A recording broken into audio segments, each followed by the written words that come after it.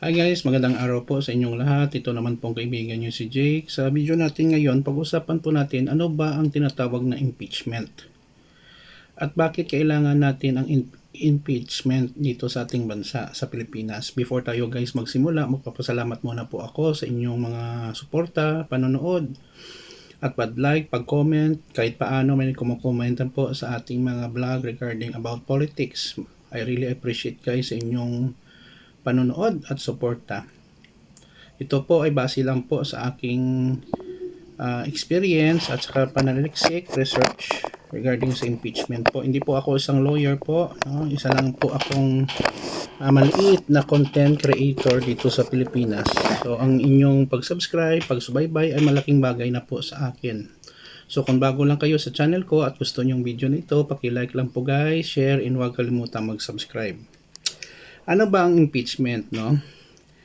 Ang impeachment ay isang proseso by which legislative body, Kongreso, or legally constituted tribunal initiates charges against a public official for misconduct. It may be understood as unique process involving both political and legal elements. Okay. So, impeachment pala ay isang proseso, no? So, ginagawa po ito ng Kongreso and Senate para check and balance or mag-file ng kaukulang parusa against sa public officials, mga politiko, presidente, mayor, vice president, sa kanilang hindi magandang ginagawa. Anong mga example ng hindi magandang ginagawa? Graft and corruption, abuse of authority, loss of public trust, rebellion. Okay?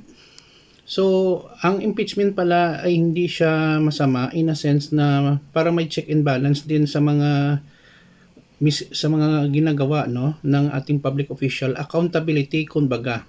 Okay? Kasi kung walang accountability, every public officials na hinalal natin sa government ay gagawa lang talaga na pag-aabuso. Okay?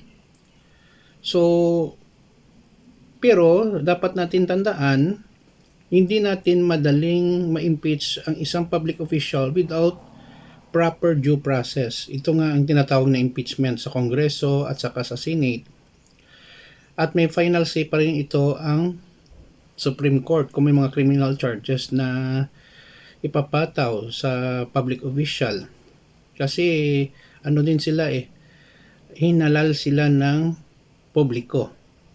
So kung mawala ang public trust ng publiko, pwede sila talaga matanggal at permanently hindi na sila pwede tumakbo sa future na mga eleksyon or humawak ng anumang posisyon sa government, appointee, job order. Pwede din hindi sila maka-work talaga sa government. So, hindi madali ang proseso ng impeachment, but meron naman ng mga politiko na napatanggal, no? Sa pamamagitan ng impeachment. Dito ay meron tayong example sa former Brazilian President Dilma Rousseff and South Korean President Park Geun-hye ay napaalis no sa kanilang opisina sa taon ng 2016 at 2017 no. So may mga misconduct sila at pag-aabuso no. So batay dito no sa ating pananaliksik, impeachment is provided for the constitutional laws of many countries, included na dito ang Brazil, France, India, Ireland, the Philippines, Russia, South Korea, and United States.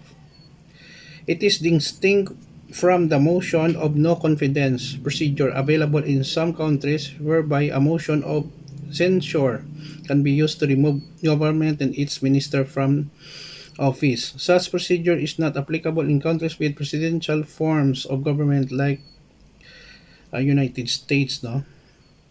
So, marami talaga no na mga reason bakit na-impeach ang isang public official. Okay?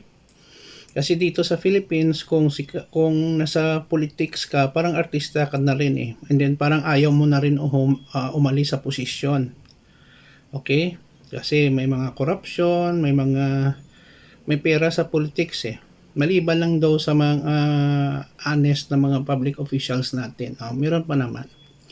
Yun lang po guys, yun lang po ang ibig sabihin ng impeachment. It is a method of checking and removing public officials na mga abusado, provided that there is should a proper due process with them. Hindi na natin mapaalis-alis na okay, umalis ka na dyan. No, hindi pwede. Dapat may proper due process pa rin na sinusunod tayo.